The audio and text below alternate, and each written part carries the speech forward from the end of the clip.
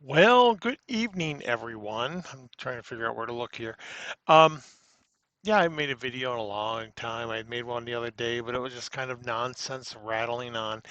So I made a PowerPoint to organize my thoughts and to get through them one step at a time.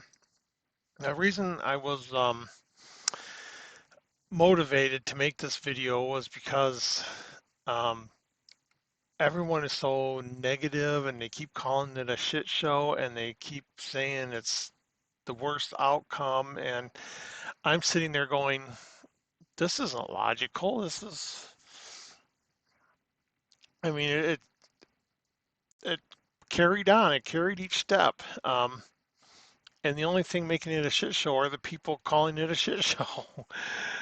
So rather than mumble on, I'm going to go here and then go here. I made a PowerPoint and I called it the generic PowerPoint.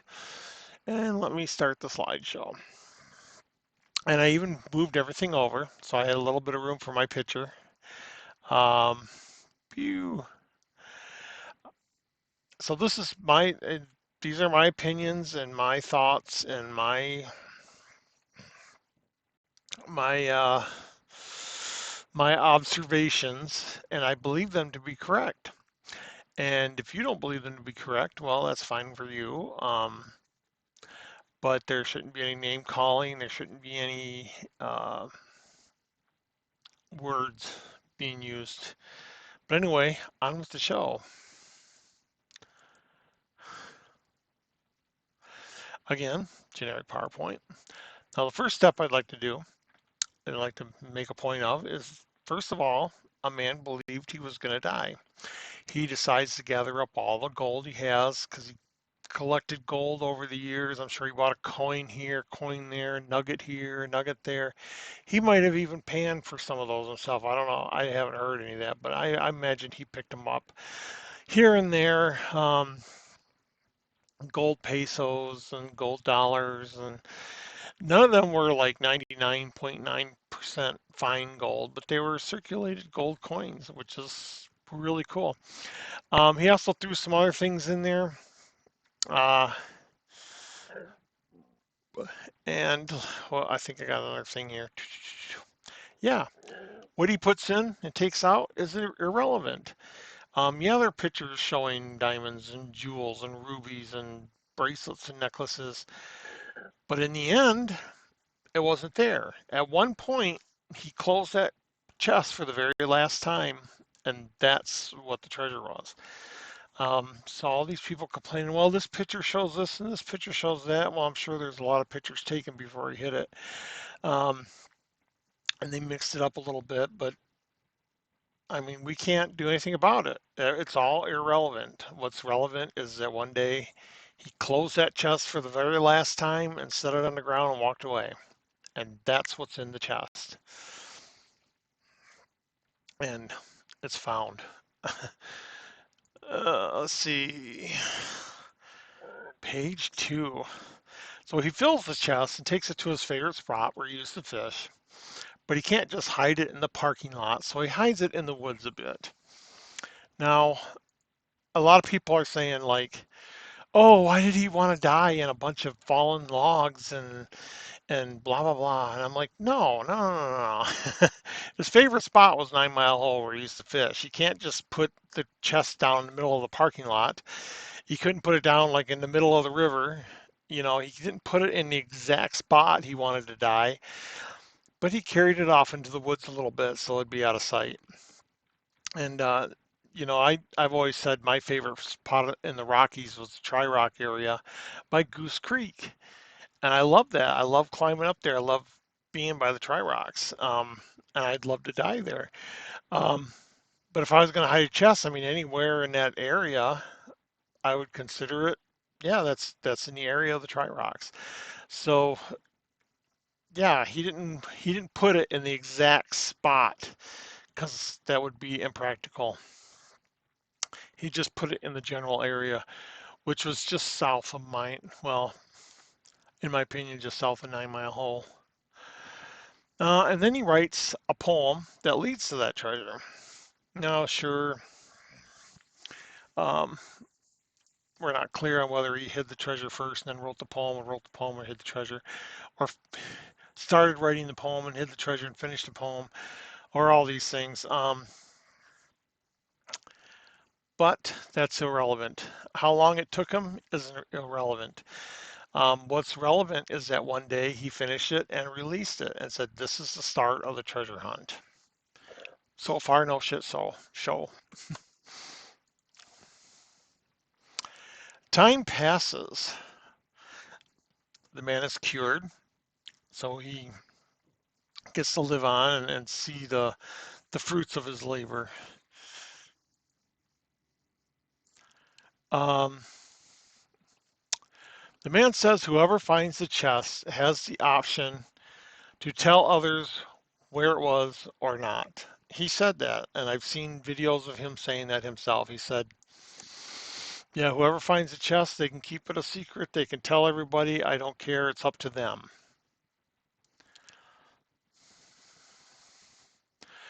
And this is most probably due to it being hidden in a controversial spot within Yellowstone. And again, this is what I believe. The chest is found, I'm not going to name any names, but it's found by someone with the initial, well, I'll just call him JS. Um, Whether he used the poem or grid searched an area or used dowsing rods or flew over with an airplane or used a metal detector or a, a gold sniffing dog, um, it's irrelevant. He found it. How he found it, it's irrelevant. He's the one that found it. And that's just the next step. The treasure was hidden and it was found. And it was found by JS. And I don't believe he had any help. I don't believe any conspiracy theories that he was paid or that someone fed him clues. That's just nonsense. He decides not to tell anyone where he found it. And the man honors his wishes and keeps his word and says, "Yep, I'm not, JS decides not to tell where it is, and I gave my word that I wouldn't tell where it is unless I got permission from him." And he did not get permission, so he did not tell us where the chest was. Neither did JS. And whether or not he tells us where the chest was is irrelevant. That was his decision. He's the owner of the chest now. The man keeps his word, doesn't tell where the treasure was hid because the finder didn't want to tell. Now, many want to know the location. There's people, "Oh, I've been searching for 10 years. I've been searching this. I spent so much money. I've lost my wife. I divorced my children." Um, they want to know the location. They want closure, but that's irrelevant. What's relevant is JS. Sorry about that. Is that JS decided mute, um, not to tell, and the man kept his word and did not tell. Whether we want to know, that's irrelevant. It's not our decision. We just have to live with it.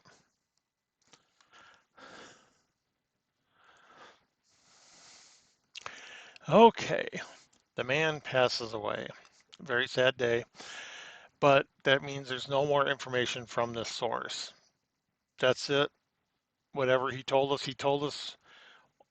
Anything from here on out is conjecture because the one that knew the truth is gone and he took everything with him. Time passes again. JS ponders different offers for the chest.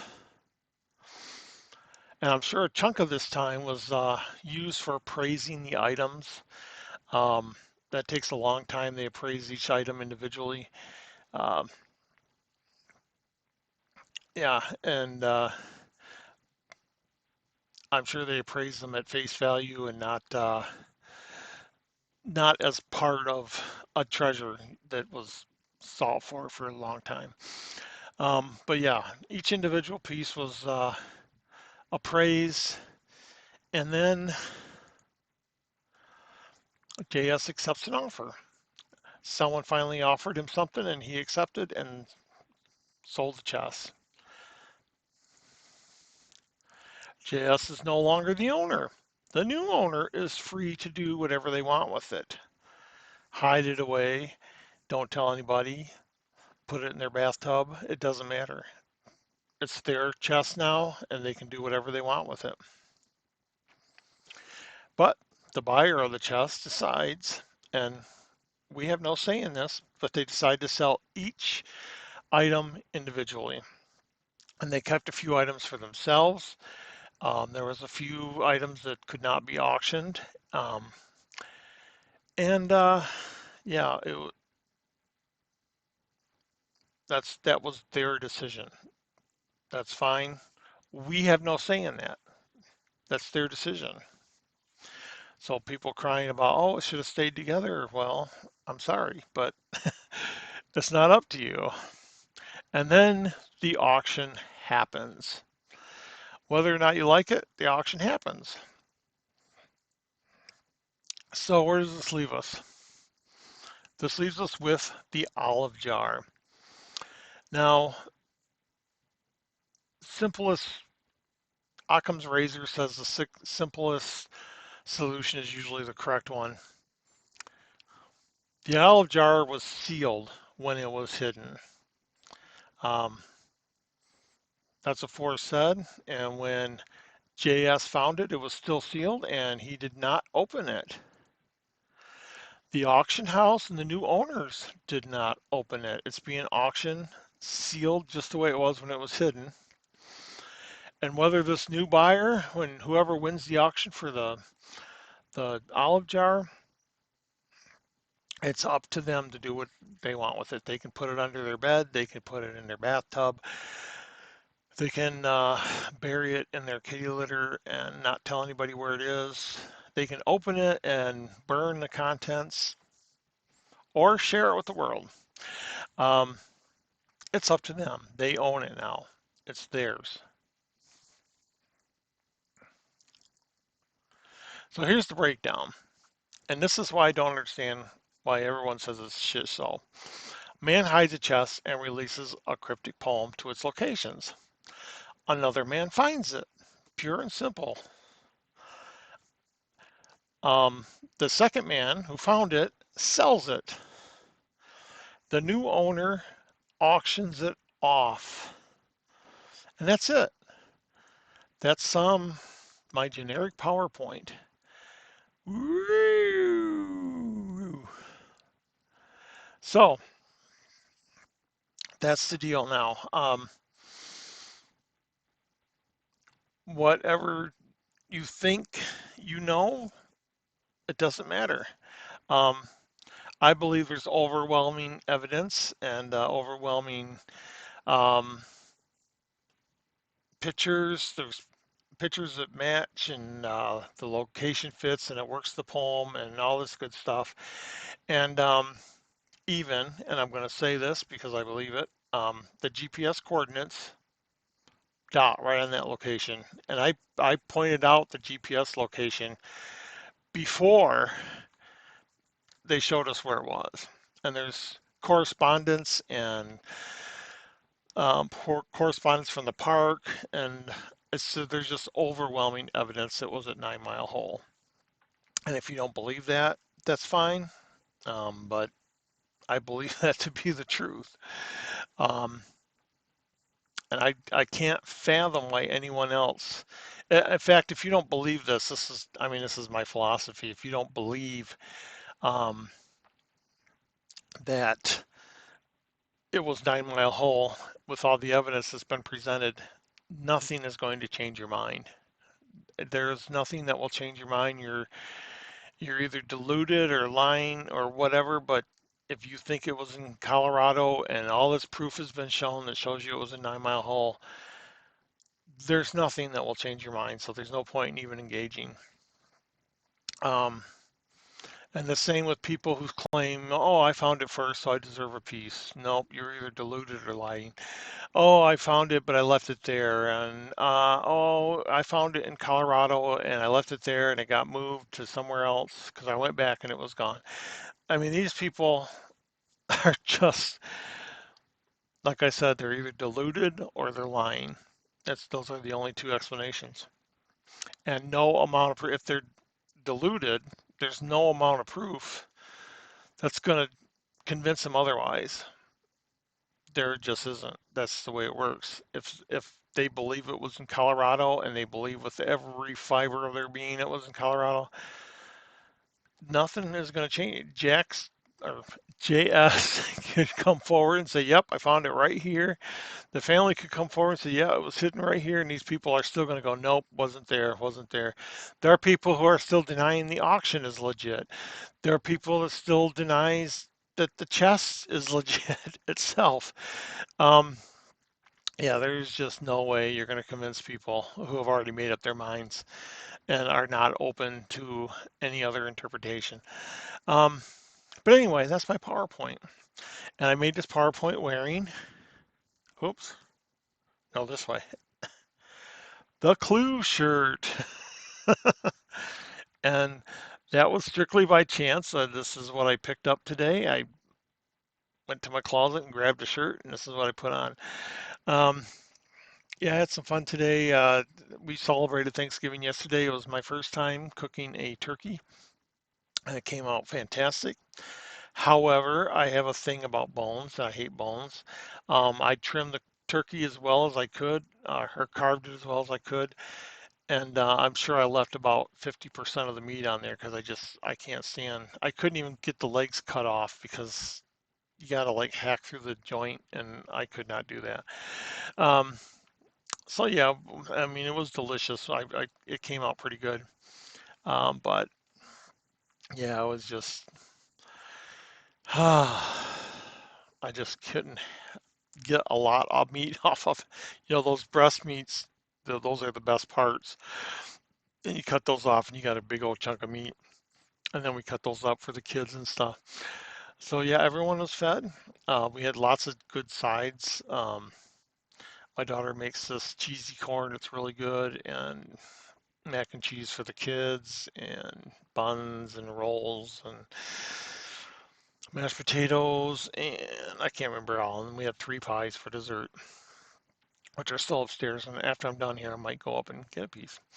Uh, so yeah, Thanksgiving was great. Last weekend, I drove to Sioux Falls, which is in South Dakota, and picked up some meat. I picked up a ham and some turkeys and drove it down to Sioux City where it was distributed to the men's shelter. And I'm told that went pretty well. Um, I saw the table, some pictures of the table setting, and it looked like it went pretty well. Um, so that was my little contribution for that.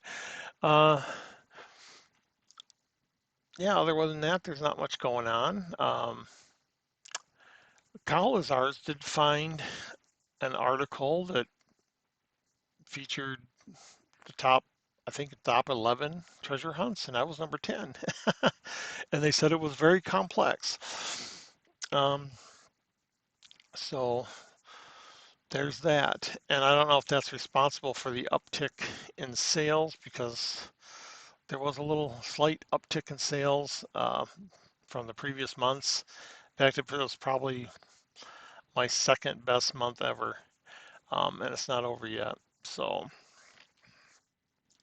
anyway, any questions? Uh, no questions? All right, well, I'm going to wrap it up then. And you guys take care. And again, if anyone posts anything down below that I feel is unnecessary, I will delete it. This is my video and I'll do what I want with it.